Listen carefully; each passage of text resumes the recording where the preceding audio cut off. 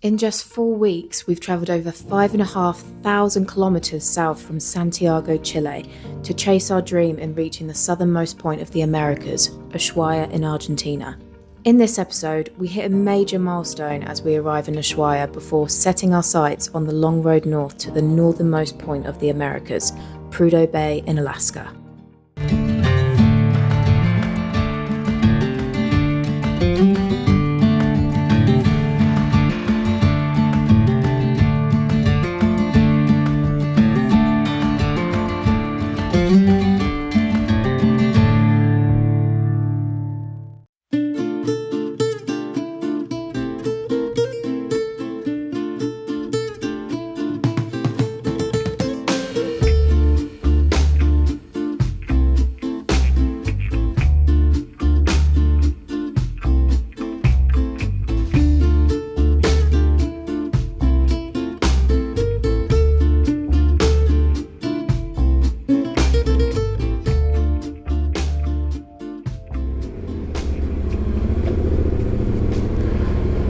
Saying goodbye to this cool little place.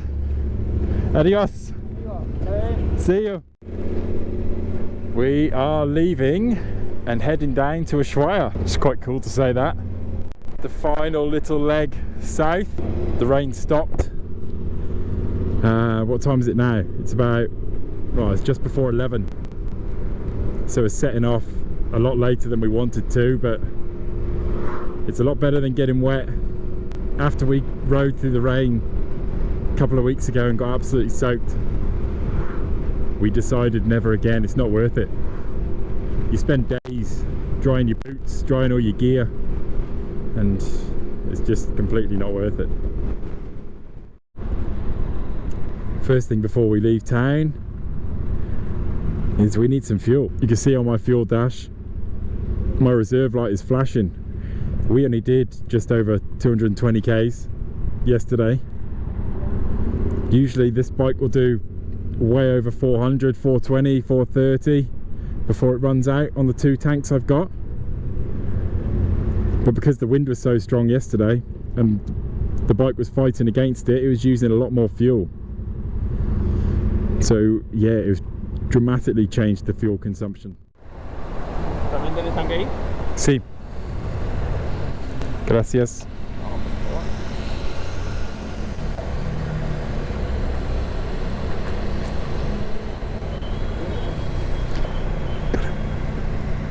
Gracias.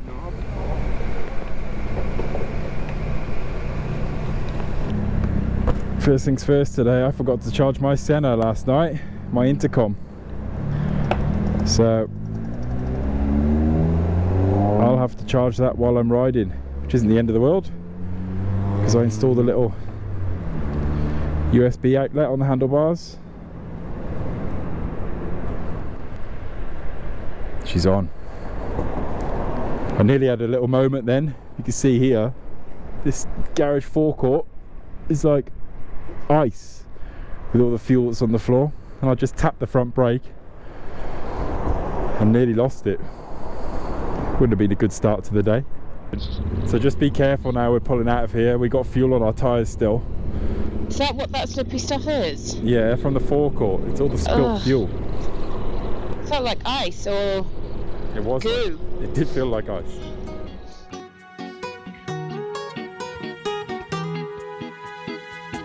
It took us just a few hours to cover over 200 kilometres riding down paved roads across Tierra del Fuego. We stopped briefly to enjoy a local lunch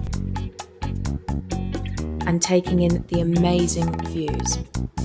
Nice view to the right. Look at that.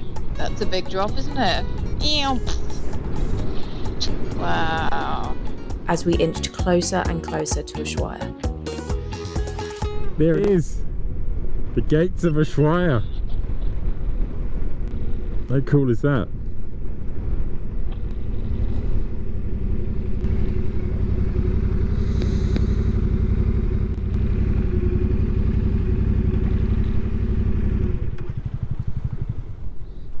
Yeah.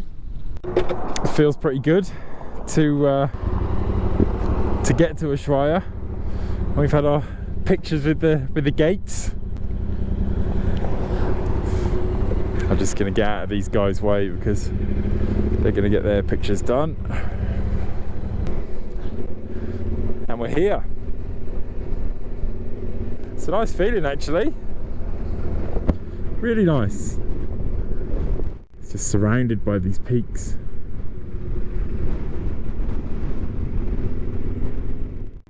We've booked a few nights here just to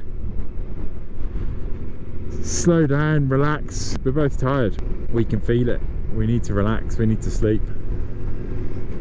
The cold, the travelling. Although you have a day or two off here and there, you're always doing something. You're always working on the bike, trying to sort something out, planning your next route. I'm not sure that 3 nights here would be enough, but we'll see how we go. We might stay for longer. It wouldn't be South America without half a dozen dogs barking at you, would it?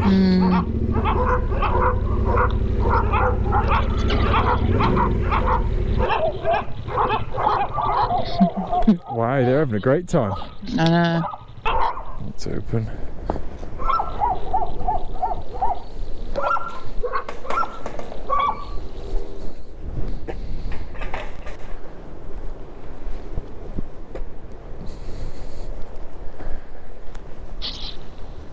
They're chilled now.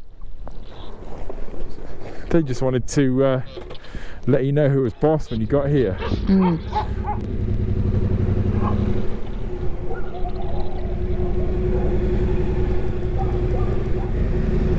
Number 2.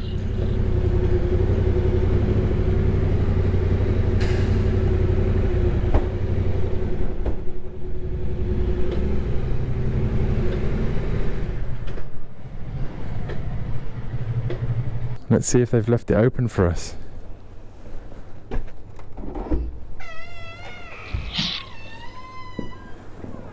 Hola. Nice.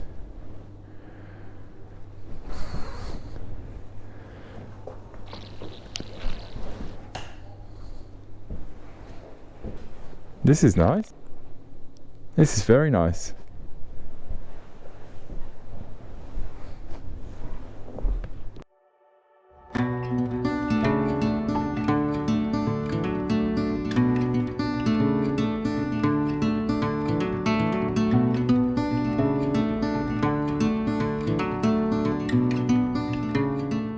Good morning.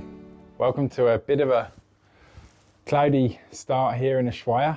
It's one of our rest days today, so we're going to head out for a little ride into Tierra del Fuego National Park. And we're going to try and ride to the end of Route 3. We're taking the bikes out without the majority of the bags on, so we're traveling a little bit light. Just going to try and see the area, have a little bit of an explore and enjoy the day. You're waiting for Hayley. She comes out. I lock the house. She gets on her bike and then she realises she hasn't got her intercom. So she goes back in, gets her intercom, comes back out, and then realises she hasn't put her armour on underneath her riding jacket. So she's gone back in. This is how I spend my life. Waiting for Hayley. Are you coming, Hayley? Get my armour on.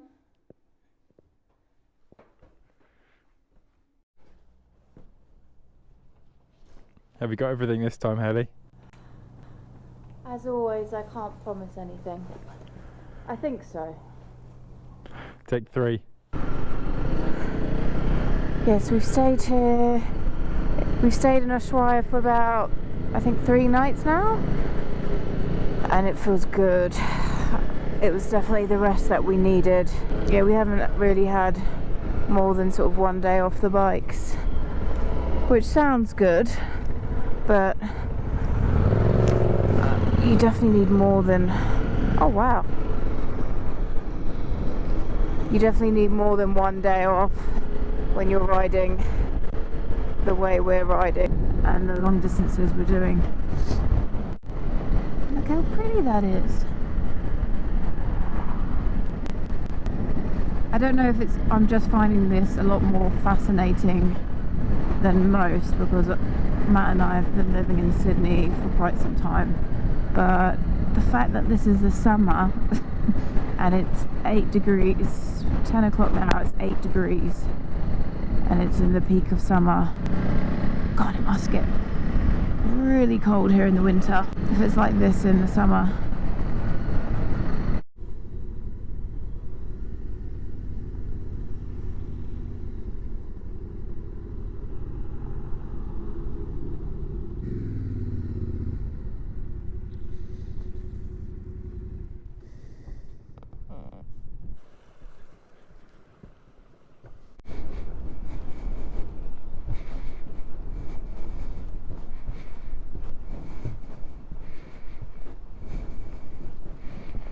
Just having a look at these people from 6,500 years ago depicted down here, living, not wearing anything but a little loincloth, and it's snow on the ground and in the trees. I don't think they would have been wearing that when it was that cold, but what do I know? So it's so cold here, well, I think it's really cold, that we're walking around this little part of the national park with the visor down, gloves on, helmet on, covered to the max. This national park was the icing on the cake to finish up our time here. Being surrounded by all this beautiful nature situated so close to Antarctica is something that we'll never forget. It really hits home just how far we've come since starting back in sunny Santiago, where we were swimming in lakes and camping under the stars. The journey south has been full of challenges and unforgettable moments. Reaching the end of the world is really just the beginning for us. Our adventure is far from over. There's still so much ahead as we prepare to ride north for the next epic leg of this journey.